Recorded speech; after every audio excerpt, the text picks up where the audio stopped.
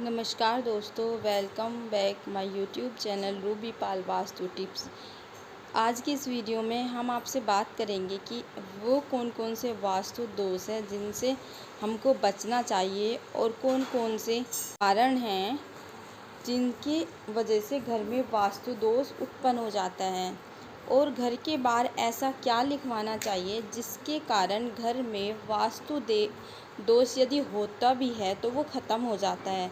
तो इसी टॉपिक पर आज की मेरी ये वीडियो है, बहुत ही ख़ास है, इंटरेस्टिंग है। इस वीडियो पर बने रहिए।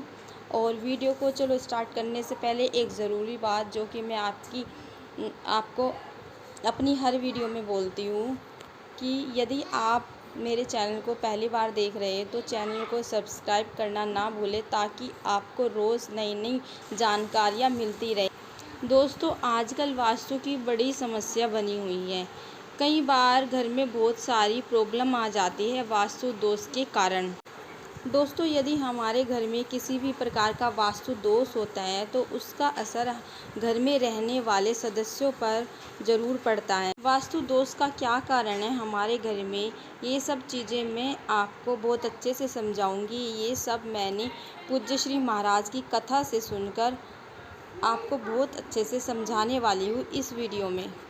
चलिए दोस्तों, हम बात करते हैं वो कौन कौन से कारण हैं जिसके कारण हमारे घर में वास्तु दोष उत्पन्न हो जाता है।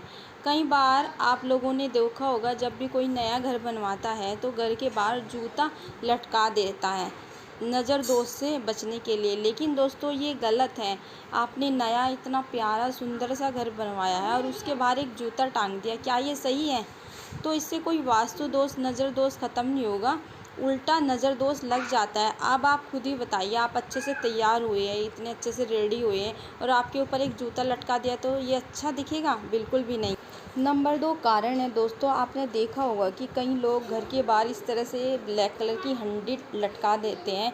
ये भी नज़र ना लगे इसलिए लोग लटकाते हैं। लेकिन दोस्तों, इस तरह की ये लटका देने से हंडी, ये कोई नज़र दोष ख़त्म नहीं होता है।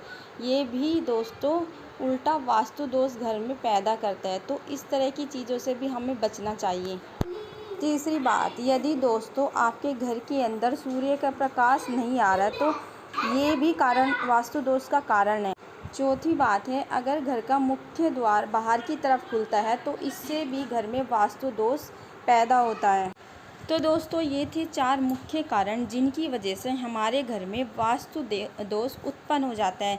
चलिए दोस्तों, अब बात कर लेते हैं कि घर के बाहर हमें ऐसा क्या लिखवाना चाहिए जिसकी वजह से हमारे घर में वास्तु दोष ना हो, घर में कलह न हो, घर के सदस्यों में आपसी प्यार बना रहे।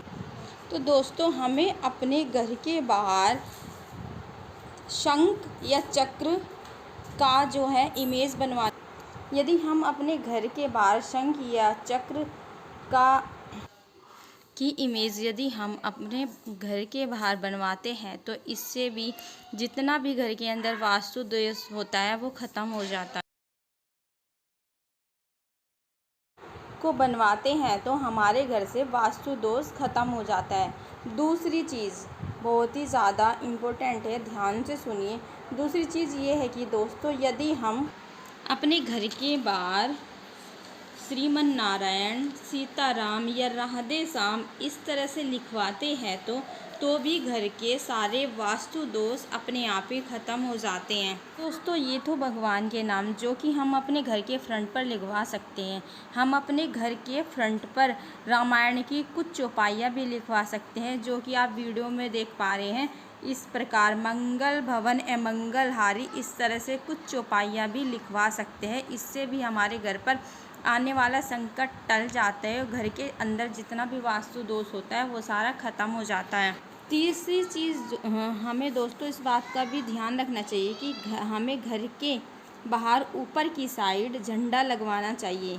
वो झंडा लगाने का मतलब ये होता है कि हमारे घर में खुशियाँ आए और विजय का परचम लहराए। जिस तरह से झंडा लहराता है उस तरह से हमारे घर में खुशियाँ और विजय लहराती रहे। झंडा दोस्तों आप किसी भी कलर का लगा सकते हैं, जैसे लाल, पीला, भगवा रंग, इन्हीं का झंडा हमें लगाना चाहिए। चौथी बात दोस्तों, जिस घर के चारों तरफ जगह बची रहती है कि परिक्रमा भी लगाई जा सके, उस तरह से चारों तरफ जगह रहती है, वहाँ पर वास्तु दोष पैदा होने का कोई मतलब ही नहीं है। मतलब इस तरह के घर में कोई वास्तु दोष होता ही नहीं है। और घर में प्रॉपर सनलाइट भी आती रहनी चाहिए, इससे भी वास्तु दोष ख़त्म हो जाता है।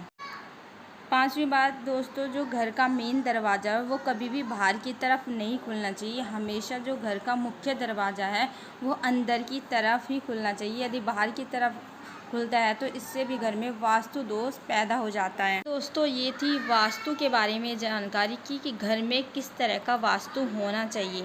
आशा करती हूँ मेरे द्वारा दी गई ये जानकारी आपको अच्छी लगी होगी। यदि आप चाहते हैं कि आपको रेगुलर नई नई वास्तु जानकारियाँ मिलती रहे और रोज़ नए नए उपाय आपको मिलते रहे तो मेरे चैनल को सब्सक्राइब करना बिल्कुल ना भूलिए।